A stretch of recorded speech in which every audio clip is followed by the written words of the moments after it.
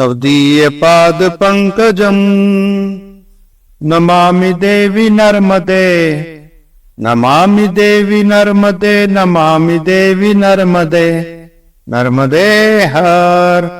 ओम श्री गणेशाय नमः। ओम श्री परमात्मने नमः।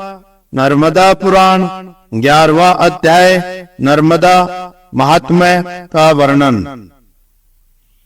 युधिष्ठिर बोले, अहो नर्मदा बहुत पुण्यदायिनी और श्रेष्ठ है, जो प्रलय में भी नष्ट नहीं होती। इसी से यह नर्मदा ध्यान पूजन स्नान में लगे हुए बड़े बड़े मुनिंद्रों की सेव्य है, जिसका आश्रय लेकर धर्म प्रेमी ऋषि मोक्ष पा चुके। वेद से प्रमाणित ऋषियों के बताए गए वे नियम तुम्हारे द्वारा कहे गए हैं, जिनके अनेक नियमों से मनुष्य को मोक्ष की प्राप्ति होती है। मनुष्य उन महादेव शंकर के पूजन से सदा 12 या 6, 8 अथवा 3-4 वर्षों में क्या मासों में ही कली के दोषों से मुक्त हो जाते हैं। देव श्रेष्ठ ब्रह्मा अथवा जगत गुरु विष्णु का पूजन करने वाला मनुष्य भी संपूर्ण पाप से मुक्त हो जाता है, इसमें संदेह नहीं।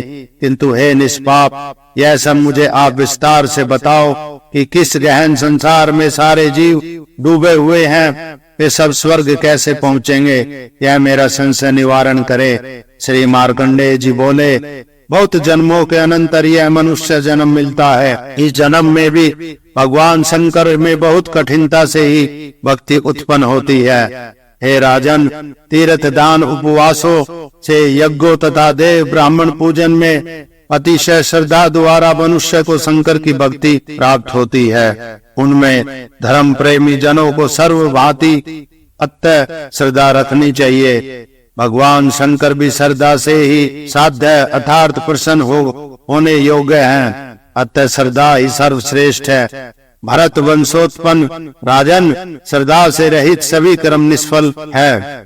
उससे भगवान शंकर की भक्ति का आश्रय मनुष्य ले।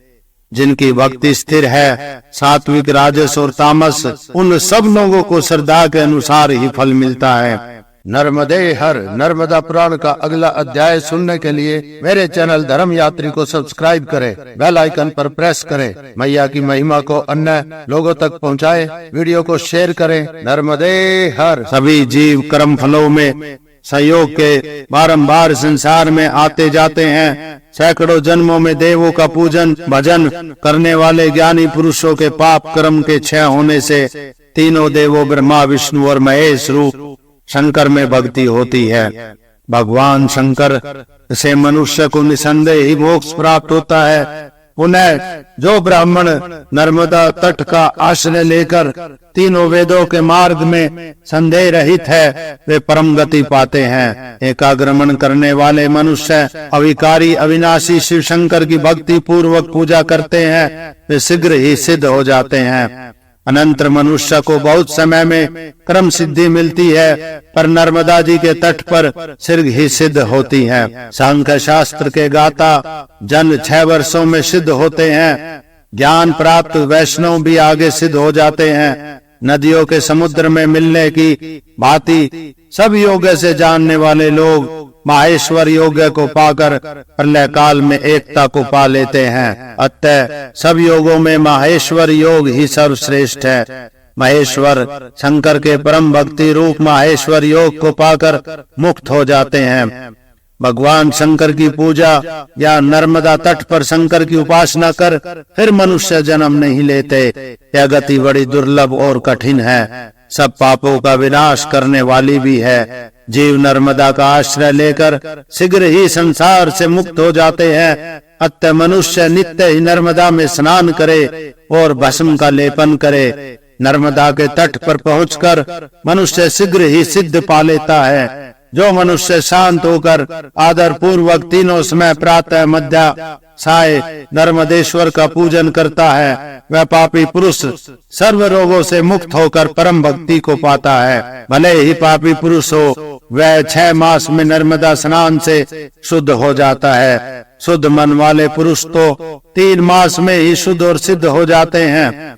जैसे सूर्य की किरणों के स्पर्श से पहाड़ की बर्फ के टुकड़े टुकड़े हो जाते हैं, ठीक उसी प्रकार शुभ भस्म के कणों के स्पर्श से पाप भी विलीन हो जाते हैं। सद्दोजातम आदि मंत्रों से युक्त भस्म से अभिषिक्त शंकर जी की भक्त ब्राह्मण सूर्य के समान निर्मल प्रकाशमान होते हैं। जिस प्रकार गरुड़ के भय से डरे हुए सर्प भाग जाते हैं, उसी प्रकार भस्म से अभिषिक्त होने पर संपूर्ण पाप नष्ट हो जाते हैं। नर्मदा के जल से पवित्र हुई भस्म जो अपने शरीर को धूसर लिप्त करते हैं, वे सिरगे पाप समुदाय से मुक्त हो जाते हैं, इसमें संशय नहीं।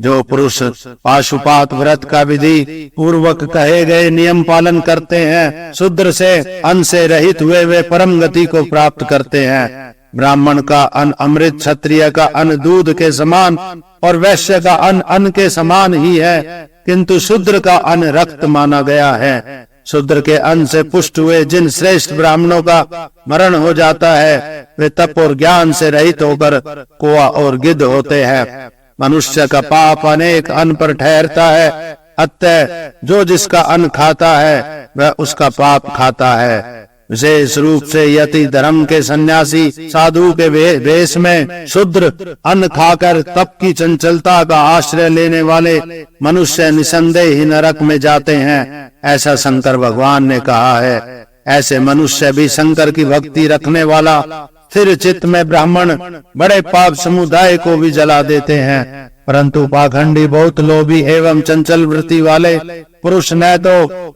संभाषण के योग्य है और न पास बैठाने के ही योग्य हैं। वेद की ऐसी ही आज्ञा है। कुछ लोग माता पिता के दोषों से, दूसरे अपने कर्मों के दोषों से या मिथ्या ज्ञान अभिमान से और कोई अहंकार से नष्ट हुए धर्म शास्त्र के अर्थों के विरुद्ध चलने वाले कलेशों को भोगते हुए भी शैव मत में शिव भक्ति के प्रभाव से उत्तम गति पा जाते हैं। श्रद्धा रहित पाखंडी निंद दृष्टांतों के अर्थों पर चलने वाले दुष्ट अविवेकी पुरुष सिद्धि नहीं पाते। केवल तीर्थ कीर्तन मात्र से निंद्री दृष्टि एवं भावना वाले लोग सिद्धि नहीं पाते।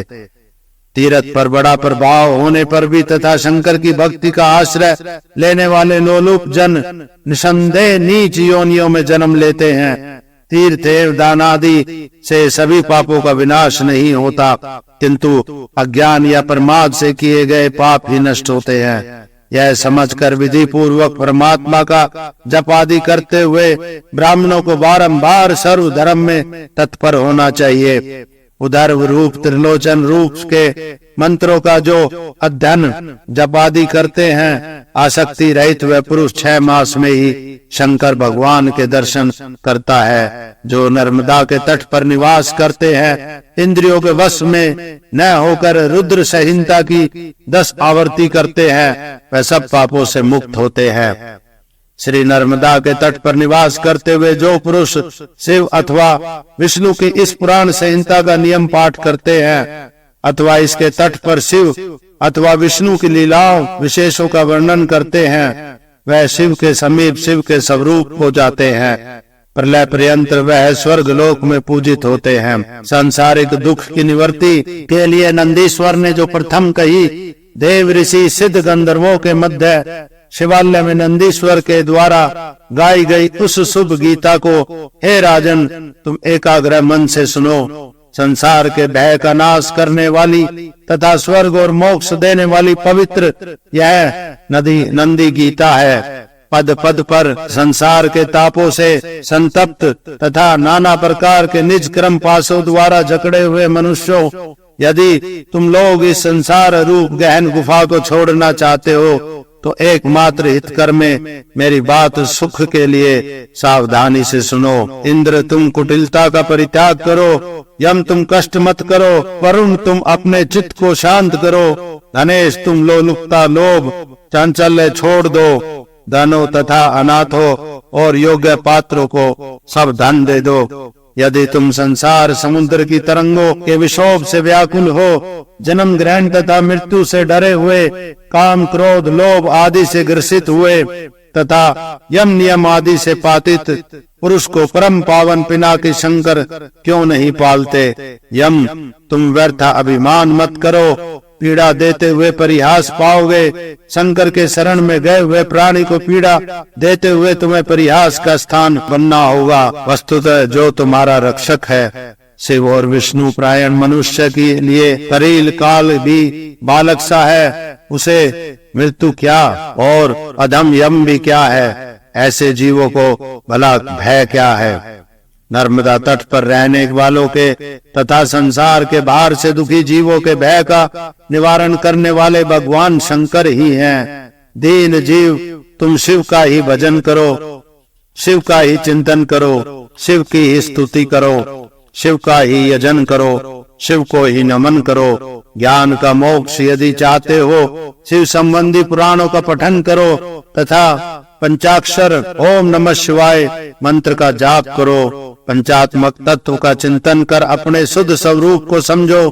केवल शंकर का यजन पूजन करो। यदि सर्व कल्याण पंच मुख श्री शिव की पूजा करते हो तो नाना भाव से मुक्त शोक में पहुंचाने वाले परिणामों से दुखदायी अनेक कर्मों के करने से क्या है। संसार रूपी हाथी के मदपूर्ण चिंगाड़ों से या बड़े कोलाहली से भी क्या है। यदि भगवान शंकर की भाव रूपी गंध की सेवा की है, अरे मूर्ख, कर्मवश दुख पूर्ण विषाद से क्या प्रयोजन है।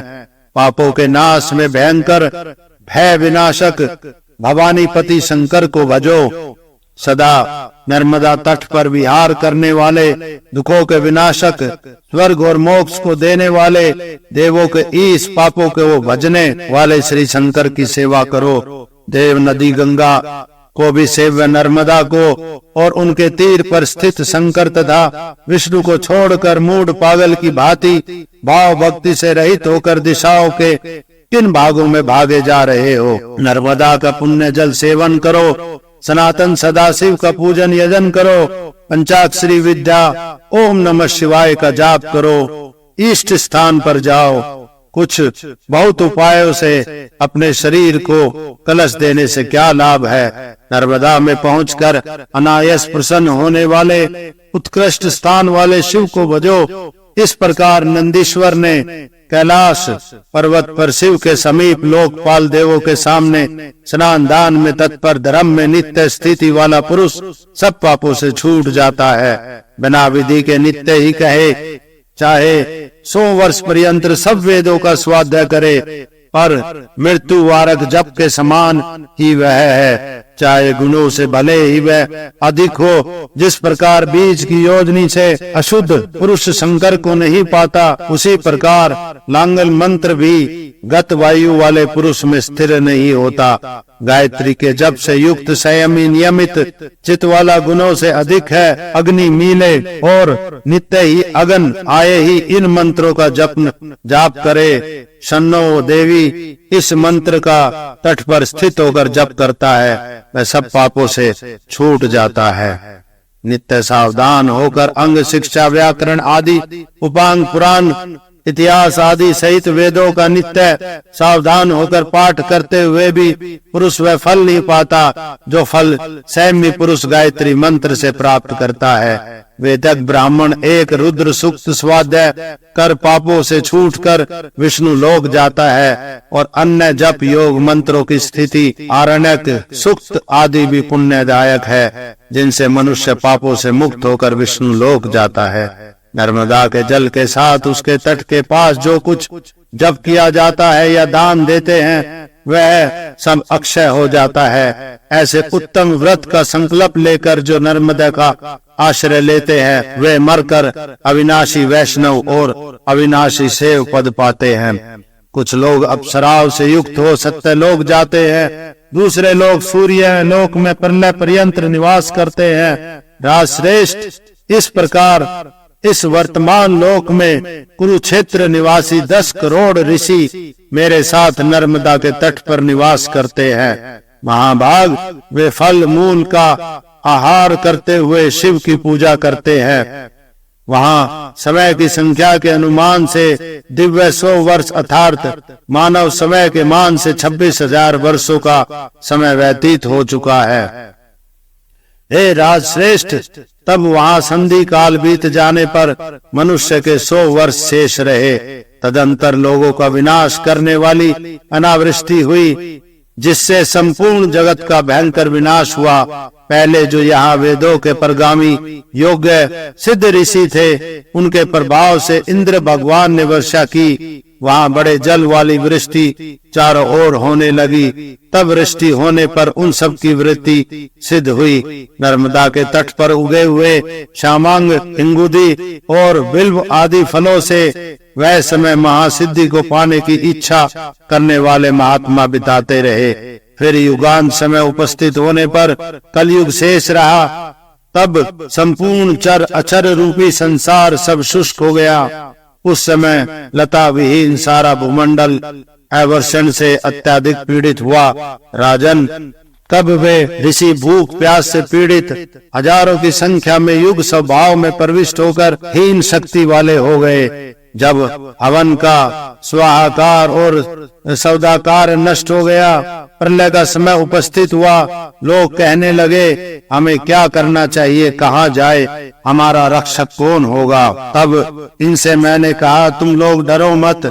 ऐसे बहुत से काल विभाग मैंने देखे हैं, किंतु नर्मदा तट का सहारा लेकर मैंने वह सब बिता दिए हैं। युग क्षय उपस्थित होने पर यह भगवती नर्मदा ही हमारी रक्षा करती रही।